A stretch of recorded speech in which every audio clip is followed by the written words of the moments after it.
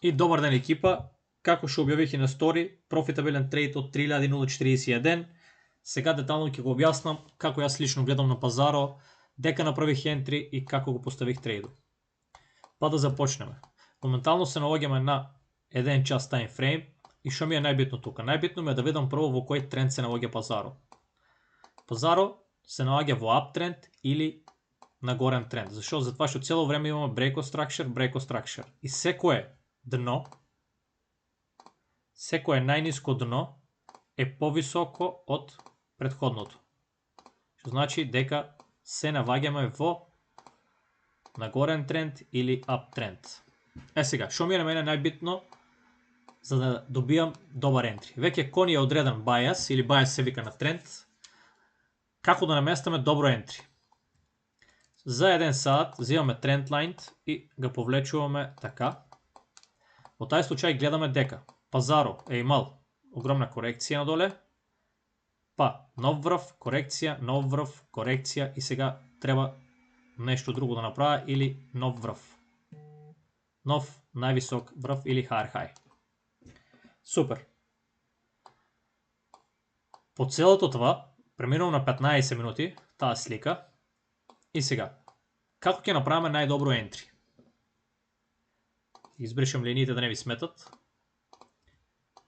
Моето ентри дека беше, зашо беше и зашо е трейдот профитабилен. Океј. Това ни е тука TP хит или место на кое јас лично гледам за пазаро да дојде, за да може, се извинувам на тие врвови, TP хит за пазаро дека може да дојде и после да прави корекција. Океј. На 15 минути го забележуваме това дно.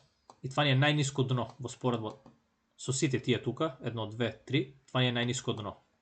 Ако пазаро е сакал да продолжи надоле, требало е од тука да направи нов breakout structure, кој ќе се десеше тука ако беше downtrend или надолен тренд.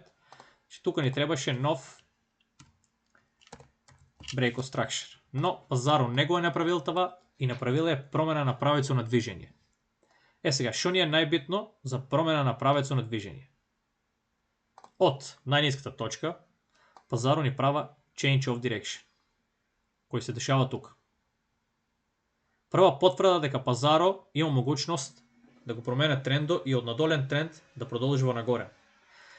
Втора промена и многу битна ни е ваа и се нарекува breakout structure или кршење на конструкција на наши, дупла потврда од пазаро продолжува во нагорен тренд. Сега, дека беше моето ентри и дека беше мојот take profit. Се навратаме на моменталната ситуација што беше. Како јас го гледах пазаро и кога влезев во трейд и зошто. Че имаме change of direction, имаме и breakout structure.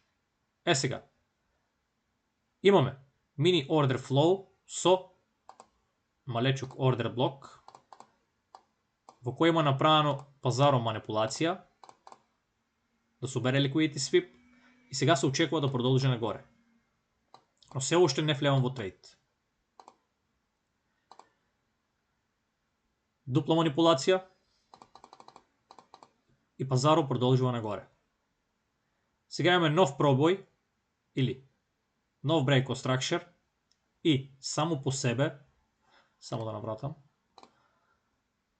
пред да направиме ентри, една свеќа, јасна булиш свеќа или во нагорен тренд, втора свеќа и ни остава имбаланс. Празнината тука се нарекува имбаланс. Лично јас тука поставам позиција, затоа што веќе доле има направена манипулација, соберено liquidity и пазаро треба си продолжи само нагоре. Liquidity е место дека што има пари. Значи, тука поставувам лично трейд, тука и беше поставен трейдо. Стоп лос, може и тука, може и пократок стоп лос, но јас го ставих тука за сигурност, подобро профитабилен отколку негативен. И TP хит на наредните врвови. Значи, на тие дупли врвови. Сега, се што треба пазаро да направи, мал pullback, да внесе во трейд и да продолжи нагоре. Со тај вик, пазарот навезува во трейд и дали 100% трейдот ќе излезе некој пат не може да знаеме, но 85% јас сум сигурен затоа што имаме и change of direction и break of structure. Значи имаме дупла потврда дека пазарот го менува трендо и од краток мини тренд, пак ќе повторам, краток мини тренд надоле, пак си продолжува во нагорен тренд.